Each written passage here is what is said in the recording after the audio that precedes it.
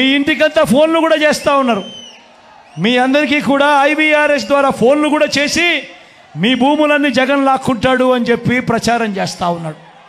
నేను అడుగుతా ఉన్నా, ఇంత దిక్కుమాలిన రాజకీయాలు చేస్తూ ఉన్న ఈ చంద్రబాబు, నువ్వు అసలు మనిషివేనా అని అడుగుతా ఉన్నాడు మీ బిడ్డ. ఈ సందర్భంగా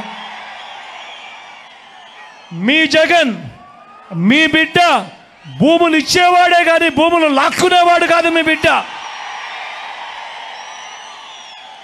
అసలు చంద్రబాబు నాయుడు అడుగుతా ఉన్నా, అయ్యా అసలు నీకు ల్యాండ్ టైటిలింగ్ యాక్ట్ అంటే ఏమిటో తెలుసా చంద్రబాబు అని అడుగుతా ఉన్నా.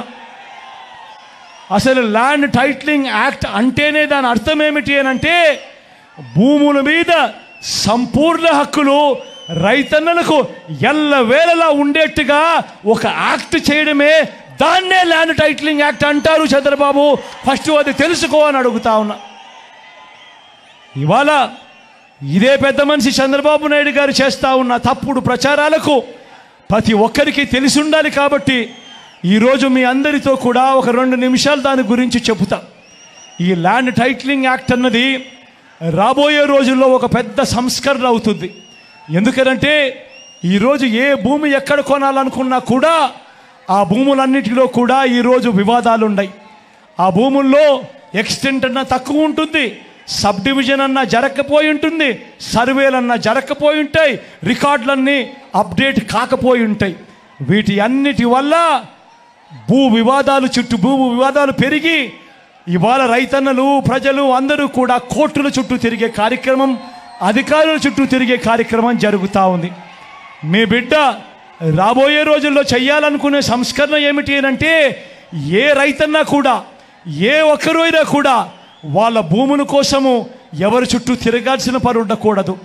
ఏ కోర్టుకు వివాదాలకు సంబంధించిన ఏ కోర్టుకు వెళ్లాల్సిన పరిస్థితి ఆ భూముల మీద వాళ్ళకు సంపూర్ణ హక్కులు వాళ్లకు కల్పిస్తూ, ఆ భూముల మీద ఏదైనా వివాదం ఉంటే ఆ వివాదాన్ని గవర్నమెంట్ గ్యారంటీ ఇస్తూ, వివాదం లేదు ఈ భూములు అని చెప్పే ఒక సంస్కరణ తీసుకుని రావాలని మీ బిడ్డ ఆలోచన.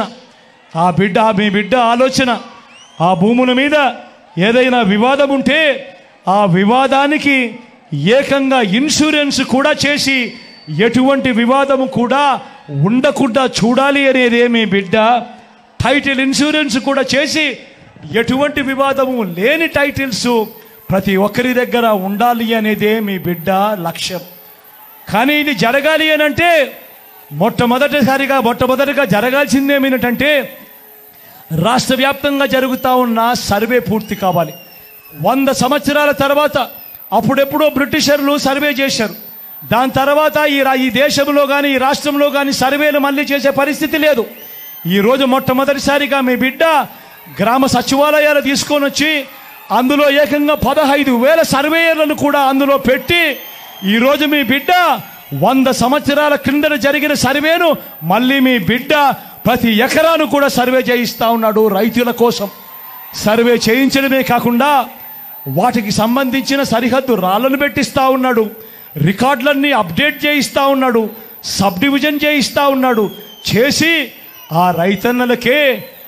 రైతన్నలకే హక్కు పత్రాలను ఎక్కడికి పోకుండా పదిలంగా రైతన్నలకు అందేట్టుగా చేస్తూ ఉన్నాడు మీ బిడ్డ. ఇవన్నీ కూడా పూర్తయిపోయిన తర్వాత కానీ రాష్ట్రంలో 17,000కు సంబంధించిన రెవెన్యూ గ్రామాలుంటే ఇప్పటిదాకా 6,000 రెవెన్యూ గ్రామాలు మాత్రమే పూర్తయ్యాయి. రాబోయే 1.5-2 సంవత్సరాలలో పూర్తిగా 17,000 గ్రామాల సర్వే కూడా పూర్తయిపోతుంది. ఆ తర్వాత ప్రతి రైతన్న దగ్గర, ప్రతి ఒక్కరి దగ్గర వాళ్ళ భూములకు సంబంధించిన పక్కా రికార్డులు ఉంటాయి.